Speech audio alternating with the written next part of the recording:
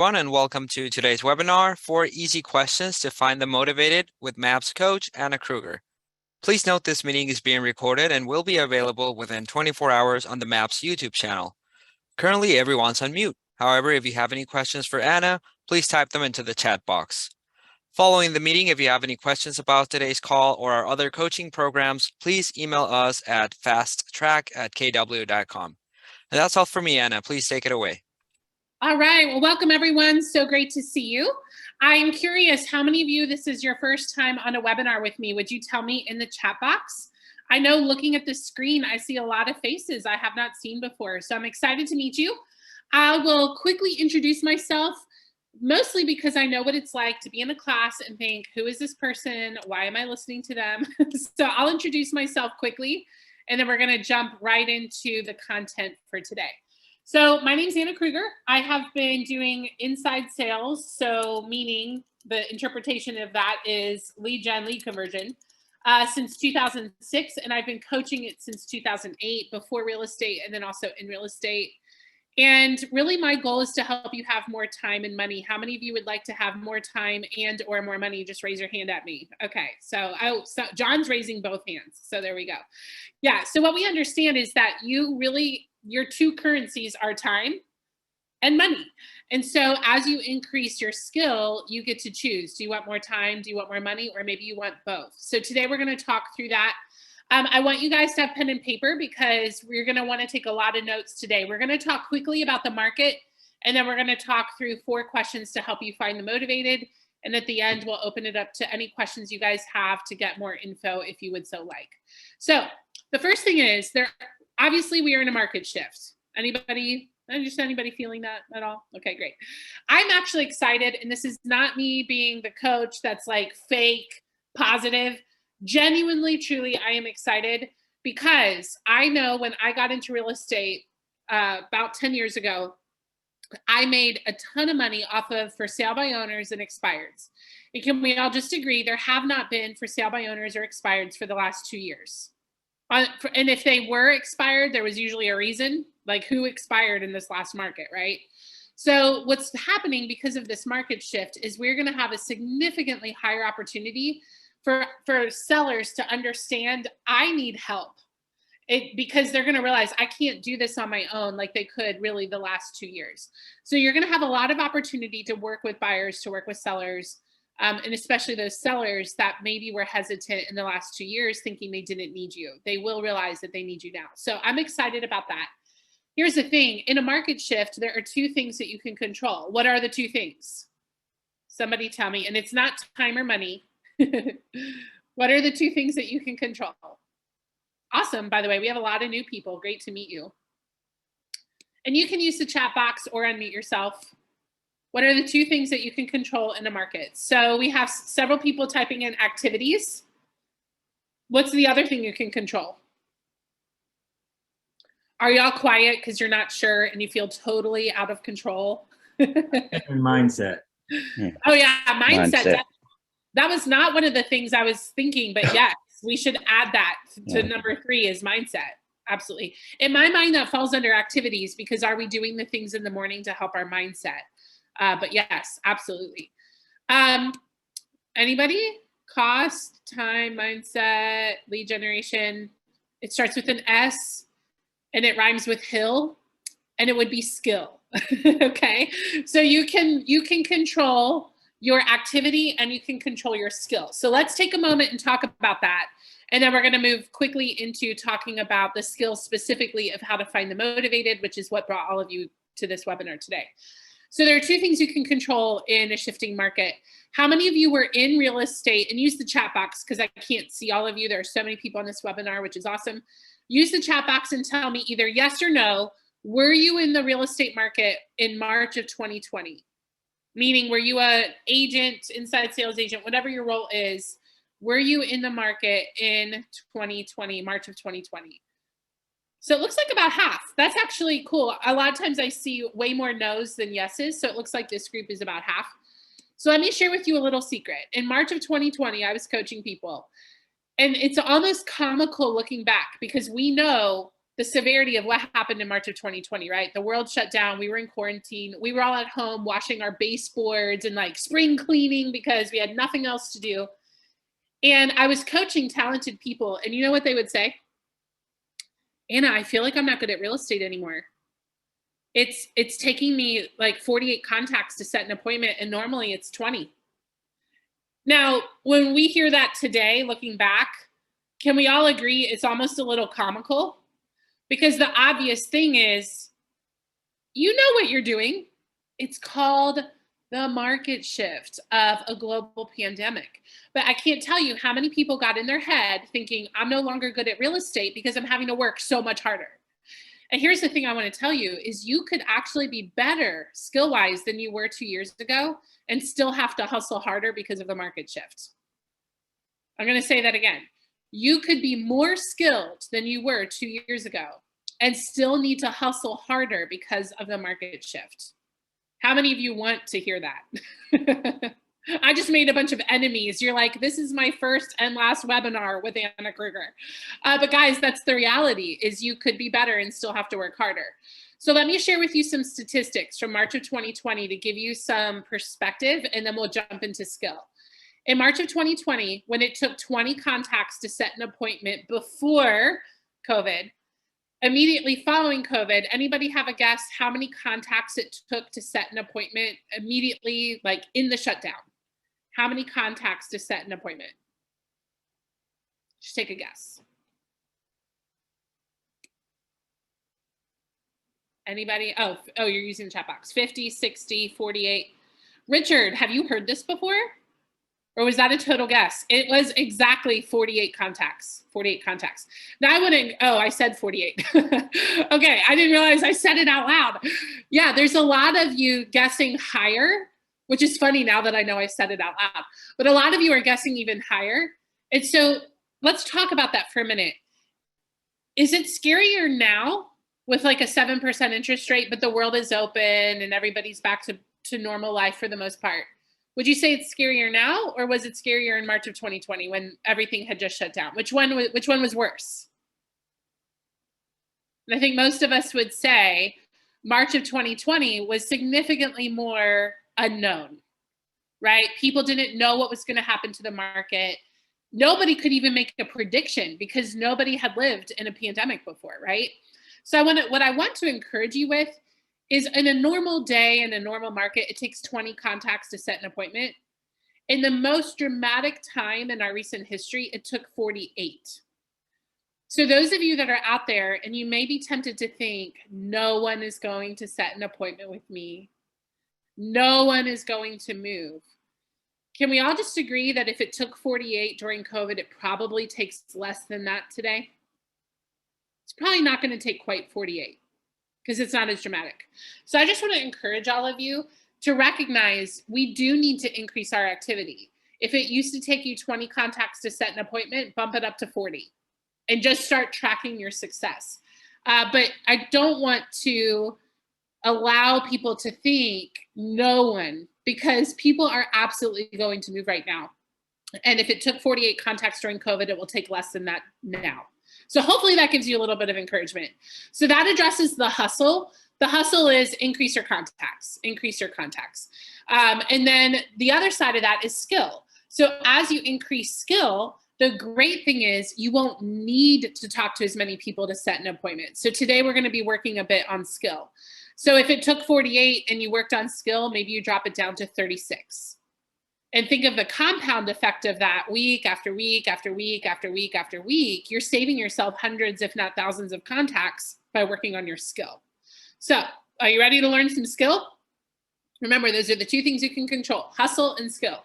So today we're going to talk through 4 easy questions that you can ask anybody that you talk to, whether it's on the phone or in person.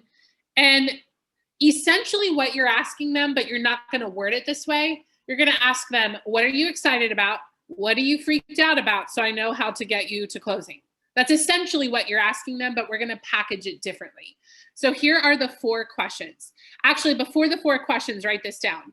Spend 3 minutes asking them about why they want to move. That's actually the first step before you do the 4 questions. So you're going to spend about 3 minutes asking questions like, what makes you want to move? What about that's important to you? How will that impact you? And so forth. We have a class on how to ask all of those questions. We're not doing that today, but in past, if you check out the YouTube page, there's past webinars where we talk through how to ask good questions like that. But the idea is you're going to spend 3 minutes finding out their motivation. Why 3 minutes? Because I'm a nerd and I have studied this. I've been coaching inside sales since 2008, and I have timed it over and over and over and over and over throughout the years. And when we time it, it takes 3 minutes to get the true actual motivation. One moment. Excuse me. I just traveled and I got gifted with a cold. So bear with me today. All right. So it takes about 3 minutes. So here's the thing. If someone says, I want to downsize, that is not motivation. That is not motivation. We want to find out what makes you want to downsize. And maybe they'll tell us it would allow them to retire early. It would reduce expenses. Okay, what about that's important to you? Hold on. You know, I haven't had like a choking fit all day, and I have one 30-minute webinar today. So of course it would happen on this webinar. All right, so it takes 3 minutes to get the true motivation. Once you have their true motivation, that is what the conversation becomes about. The reason we need this on the front end is, have you all heard that bold law? And it says logic makes people think. What's the rest of it? Somebody unmute yourself. Logic makes people think. Emotion makes you act. Bingo. Several of you said it. Emotion makes people act. So when people look at the interest rates, or they look at the market, or they look at who knows what, that could cause them logically to feel like, ooh, should I wait? But when their emotion is engaged, that can cause them to move forward. You do not have to raise your hand, but how many of you have said in the past, I should go to the gym, or I should wake up in the morning and exercise? Yeah, how often do we easily talk ourselves out of it when the alarm goes off at 5, 6 in the morning? So I wish y'all could see what I see. Several of you just made really hilarious faces at me because yes, you get it. Now, if every single morning when your alarm clock went off, imagine if your alarm clock could say, hey, Anna, wake up and go to the gym so that you can hike, so that you can look really good in that red dress for the wedding. And it started like if your alarm clock said to you your goals, would that not make a difference into whether or not you got up out of bed? So here's the thing we need to connect, guys, is we all have a motivation for why we say that we need to work out. But how often do we disconnect it in the actual reality of waking up on time? Not everybody, right? But a lot of us, we struggle with that at times. But when our emotion is put back in front of us, we go. And so the thing is, buyers have a motivation. But in the day-to-day, when they're actually thinking about actually doing it, a lot of times it's not front and center, and they are focusing instead on the logistical. Just like we are first thing in the morning when the alarm goes off. We're thinking logistical, I'm tired. Not emotional, I want to look good in the red dress and go hiking. Got it? And so what we want to make sure is that they understand their motivation off the front end, because that will carry the rest of the conversation. When we've properly uncovered motivation, that typically gets people moving forward, and it enables us to overcome objections. So once you've uncovered the motivation, that's the first step. Then you give the 4 questions. So question number one, and write it down like this. On a scale of 0 to 10, how motivated are you? On a scale of 0 to 10, how motivated are you to, and then put parentheses, recap motivation. So what that would sound like is, hey, Michelle, I'm so glad you shared all of that with me, the 3 minutes. Hey, Michelle, on a scale of 0 to 10, how motivated are you to sell the house so you can downsize, buy the RV, and travel the country and see the grandkids? How motivated are you on a scale of 0 to 10 to do that? It's not how motivated are you to move. How many of you love to move? Nope, nobody. Out of anybody, this group would love to move because we're the realtors, right? Most people hate moving. So if you say scale 0 to 10, how motivated are you to move? it's better to word it, how motivated are you to get, and then put in their motivation, whatever they just told you. So on a scale of 0 to 10, how motivated are you to buy a bigger home so that you can grow your family and adopt, your niece that you would like to adopt? On a scale of 0 to 10, how motivated are you to buy a home so that when you are 50, you own a house outright and you have tons of equity? Whatever they just said, okay? Then the second question you're going to ask them is, what makes it that number? What makes it that number? And you're going to ask it no matter what they told you. They might have said it's a 10. They might have said it's a 0. They might have said it's a 5. Whatever they tell you, you are simply going to say, great, what makes it that number? What makes it that number? Now, let me address a common question. How many of you are sitting there thinking, is 7 good or is 5 good, right? Like, how do we know which number is the number we want? So let me share with you what a doctor told me once. My mom was in the hospital for some pain, and the doctor asked her, on a scale of 0 to 10, how bad is your pain? And she gave a number. And I asked him, I was like, how does that work? Because what if her level is, maybe she's saying a 7, but the guy one room over is having the same feeling, but he would call it a 10. And what he told me was, he goes, I realize everyone's going to look differently. All I'm looking for is a baseline.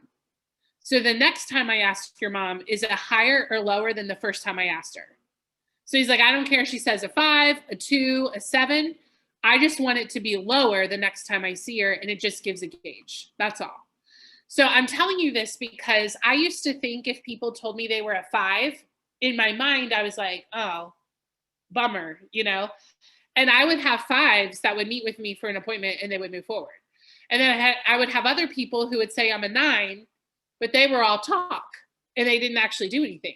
So the number actually doesn't really matter. You're just wanting to get a baseline so you know where they are. So again, number 1, on a scale of 0 to 10, how motivated are you to fill in the motivation? Number 2, what makes it that number? And beside that, question number 2, what makes it that number? Write down, this will pull out additional motivation. Question number 2 will pull out additional motivation. You've already spent 3 minutes. But what I found in real life is they'll say things like, well, I have to move because the job is transferring me. I have to move. Or they might say something that they hadn't said in the initial discovery. Okay. Then you're going to ask them question number 3. Question number 3, what would need to happen for it to be a 10? What would need to happen for it to be a 10? Or in parentheses, put stay a 10. Because maybe somebody told you I'm a 10. Your question then would be, what would need to happen for it to, to stay a 10?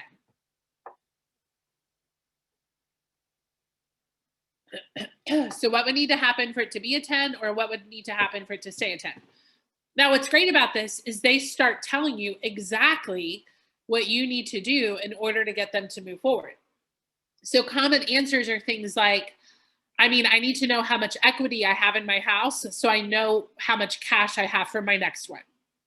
That's a common thing that we hear. A very common thing that we hear, I need to know where I'll move to. I don't want to be homeless.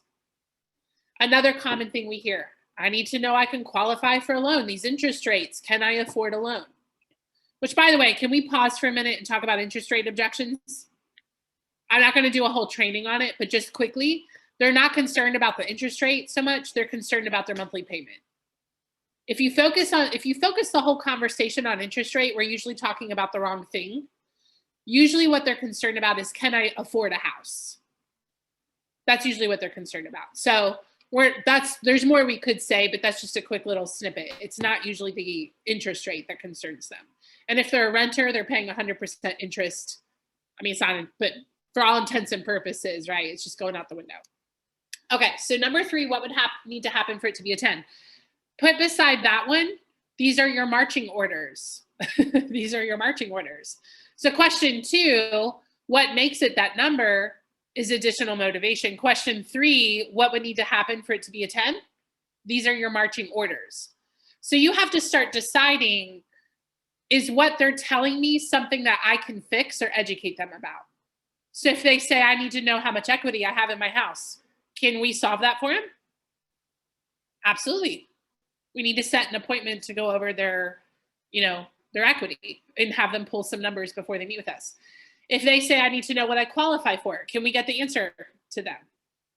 I mean, we won't do it, but we can get them to a lender, right? So whatever they tell you, you have to decide, is this something I can solve? Now, if they say, I need that bankruptcy I just had last week to go off my credit report, can we fix that? No. Now, maybe someone would co-sign with them. You never know. I have had, not in real estate, but when I was a college recruiter, I had someone who could not afford college, and she found someone in her family who loaned her money. So there could be a solution if there's someone in their life willing to help them, but that's something that they're going to need to figure out. And then the last question number 4, and we're going to give you some more after this, so don't hop off yet. But question number 4 is the confirmation question. So you're going to say, so if I did X, you would be a 10? So whatever they said in number 3, you're basically reiterating it. So number 4, if I did blank, you would be a 10? And if they say yes, excellent, let's go and start solving those things. If they say no, I would just ask them, well, what else is holding you back? But normally they say yes. So again, on a scale of 0 to 10, how motivated are you to, and then recap their motivation. Number 2, what makes it that number? Number 3, what would need to happen for it to be or stay a 10? And then number 4, so if we did X, if we found out your equity, or if we found you a home to move into, or if we figured out what you qualify for. Number 4, so if we did X, you would be a 10? Okay, great. And then write down your transition statement away from this is, let's see what we need to do to make that happen. Let's see what we need to do to make that happen. And then that launches you into pre-qualifying and getting their information. Now you can start asking them a lot of questions. I like to tell people, let's say I'm talking to Teresa and I know I'm about to ask her, what do you owe? How much did you pay for your house? And I'm about to ask her a million questions. I found it to be very successful to say, hey, Teresa, let's see what we need to do to make that happen for you. We're about to play 20 questions. Are you ready? And usually several of you just smiled at me. Usually they kind of smile and I'll say, okay, I have a whole bunch of questions for you about your house just so I can prepare for the appointment. And then we'll talk details when we're in person, which by the way is introducing the appointment to them. If I'm in person, just, hey, let me ask you 20 questions and then I'll get into some solutions for you. So those are the 4 magic questions. They are brilliant. And again, you might have someone who ranks themselves a 2 who would actually move tomorrow if you solved whatever they tell you. So don't be distracted by the number they tell you. I have been fooled by people that are 10s and then they don't show up. And then people who are low who do show up. It's all about the solution that we got to figure out. Now, here's the thing. You might have someone who says, well, I'm an 8. And the reason I'm not a 10 is I just love my neighbors. I don't want to leave my neighbors. Sometimes you hear things like that. Can you see why we need that motivation on the front end? Can you ever get the smaller home with the RV where you're traveling without, unfortunately, moving away from your neighbors? So that also can help. So again, that's why you need to have motivation very early in the conversation. So again, motivation for 3 minutes. Then you're going to ask the 4 magic questions. Something I want you to write down real quick is most objections are a lack of education. Most objections are a lack of education. And that's what's happening right now with people worried about the market is, do we have the education ourselves to know how to talk to them about it? And I mention this because when you say what would need to happen for you to be a 10, a lot of times they'll say things that represent a lack of education. I need to know that the market's not going to crash. Well, just so you all know, in case you don't know, the experts are not predicting a market crash. They're not predicting a market crash. What if they say, I need to know that my house isn't going to be worth less next year than it is this year? Well, we can't predict the future, right? But again, the experts are not predicting that housing prices are going to go down. And so just make note, most objections are a lack of education. Now, how many of you would say, I feel like I will earn more money because of what I learned today? which will then buy me time and or obviously more money. All right. If I can be very direct with you all, and yes, this is a pitch for a class. Let's just be upfront about it. The thing is, guys, the market is shifting. We cannot afford to not have skill. You, the last 2 years, could skate by with having a beating heart and breath and sell houses because that is what the market allowed us to do. But now the market is shifting and it's going to reveal skill. And if we are not working on skill, we are going to have a challenging time in today's market. The good thing is people that are working on the skill, we're already seeing it. There are several teams we're working with and we're already seeing their business grow over last year because their skill is there. So there's no reason your business cannot be insanely successful this year, but we can't get by anymore on the market. We have to have our skill. So if you believe that things like this would help you, which I believe that they will, there is a class that starts Wednesday of next week. It is 1 week from today. It is called Mastering Inside Sales, Mastering Inside Sales. And it is not just for inside sales agents. It is for inside sales agents and agents. For Pete's sake, I even had a photographer take the class, a real estate photographer, and she told me her business grew by the 4th call. She quit showing up and I asked her, "Are you okay?" She's a friend of mine. She goes, "Yeah, my business grew so much. I'm watching the recordings now. I'm not live. I'm watching the recordings because I'm out with clients." So that class starts Wednesday, 1 week from today. It is called masteringinsidesales.com, that's the website, masteringinsidesales.com. The link is in the chat box. And just for people on this webinar, if you enter the code WEB15, it'll take 15% off for you, 15% off month after month. And then just to explain what it is super quick. Donna, we are doing the class again. However, we record every single call. So a lot of people are in bold right now, which I totally support. You can watch the recording, say Thursday morning, Friday morning to start your day. So that's why we record the calls. A lot of people do that. But the class, it's an 18-week program. And every week we give you different language patterns. So you just got a small drop in the bucket of what that entire class offers. We teach you things like how do you open a call so people don't hang up on you. I worked with an agent on that last week. She set 0 appointments 2 weeks in a row. In 1 week, she set 3. And I said, "Did you change anything else?" And she said, "No, it was only the opener that she changed. She did not change anything else." So things like that. How do you open a call so people engage with you? What do you do if they say, "I'm busy, call me later"? How do you keep them on the phone without being obnoxious or pushy? Like there is a way to do it. How do you set an appointment that actually shows up? And one of the patterns we give you, average in the market is 70 to 80% of people will sign paperwork to hire you. With the pattern I give you in class, it's 90% sellers, 95% buyers will hire you when you use the pattern in class. So that's just a snippet. There's way more about the class, but I do want to leave time for questions that you guys have about today's content. But just know that class starts Wednesday. It is recorded, 18 weeks. It's for anybody in a sales position. It teaches you relationship-based sales. And again, WEB15 will give you a 15% discount month after month. Okay, who will I see there? I hope I see you. I love teaching that class. Oh, somebody asked what time. Let me check the calendar because I don't remember off the top of my head. So give me 1 second. While I'm looking that up, type in or unmute any other questions you have. That class will be 3:30 to 4:30 Eastern time on Wednesday. So that would be 2:30 to 3:30 Central on Wednesdays. But again, we record every session. And so if you miss a session or if you're in bold, that is no problem. That's very common. Oh, thank you, Stephanie. Stephanie's in the class right now. Yay, thank you. Oh, Hawaii, mahalo. Glad to have you, Randy. All right, what other questions do you guys have? Either about the class or what we learned on today's webinar.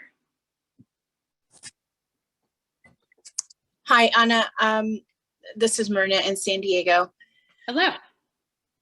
Are these classes homework based and where you write sentences and use the language patterns, or is it mostly just one-way instruction?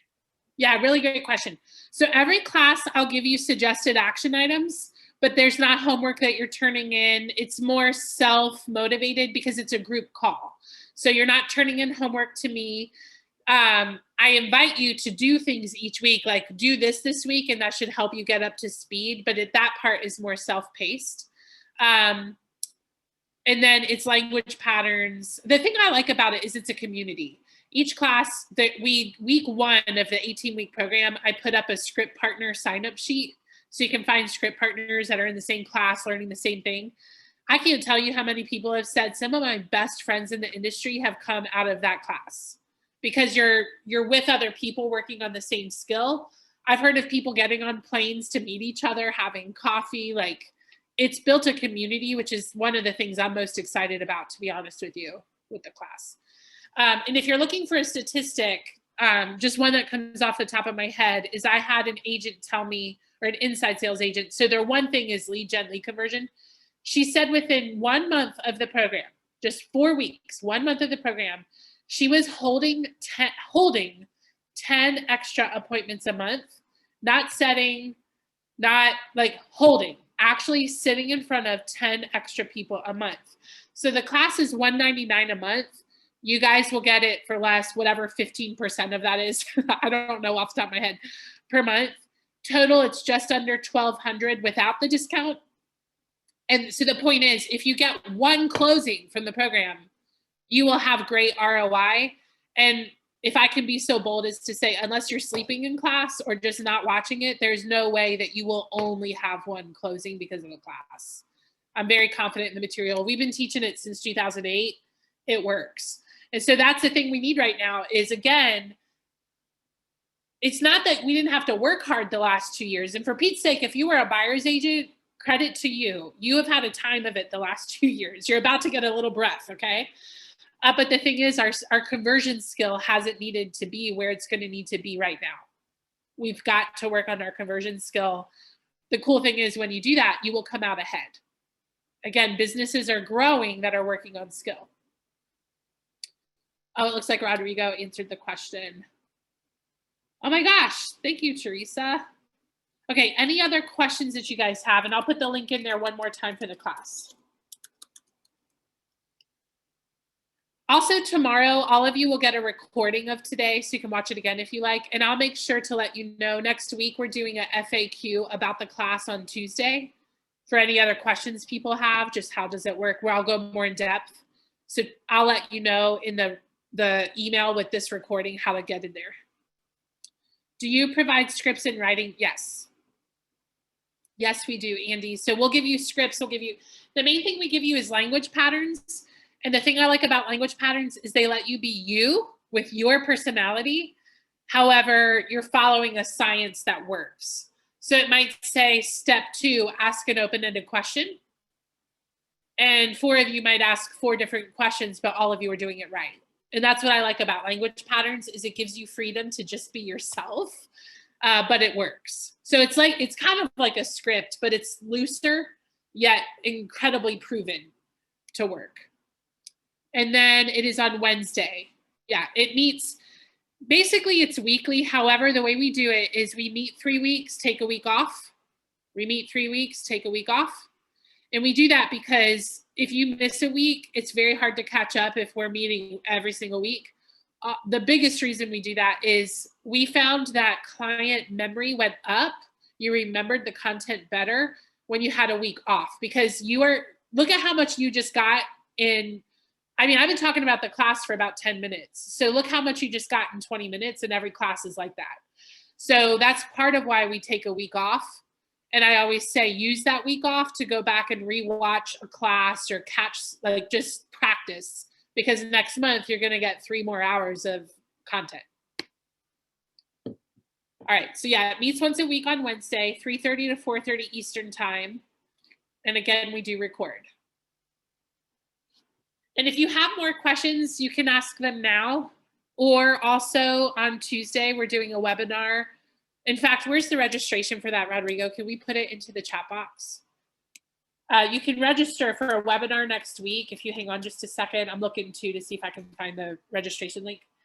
And we're going to do a webinar on just how does the program work. That's the whole webinar, 30 minutes of just questions. How's the program work? And you can register for that and join us on Tuesday if you have any other questions. Oh, there it is. It's in the chat box. So Rodrigo just posted it. If you want to click on that and register, that's a free webinar about how the program works happening on Tuesday. Okay. Any other questions, thoughts? I used to be a high school teacher, so I would always say any questions, thoughts, or snide remarks. Any questions, thoughts, or snide remarks before we go? If y'all can't tell, this is my favorite thing to do.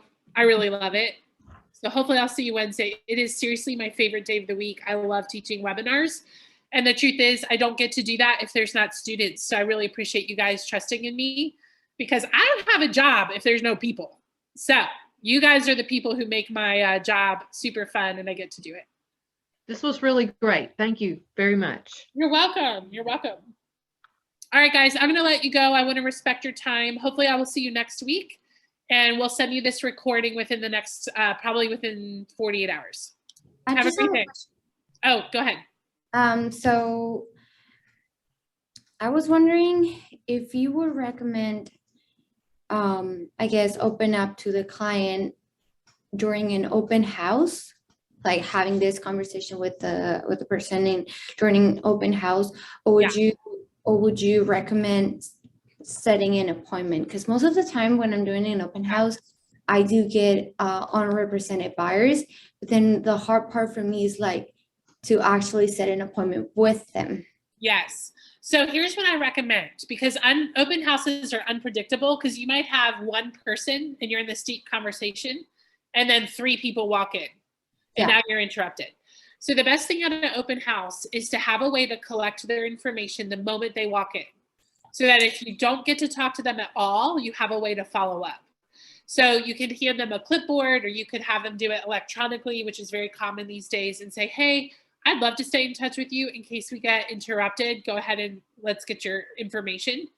And then Lizette, I would set it up and say, hey, let me ask you some questions. And then if we get interrupted, I'll just call you in case someone walks in. And I would recommend just going into it, because we all know, we've been at open houses where there's one person in there. We could totally go through a whole conversation with them. And then other times we're in the middle of talking to someone, we get interrupted, and then they walk out and we have no idea how to follow up. So get their information first, and then just prevent it from getting awkward by saying, I'd love to chat with you in case we get interrupted. If someone walks in here and you have to go, I'll call you. But hey, while I have you, what has you thinking about moving? And just go for it. Okay, thank you. You're welcome. Myrna, thanks for doing the math. She put in the chat box the price. Thank you.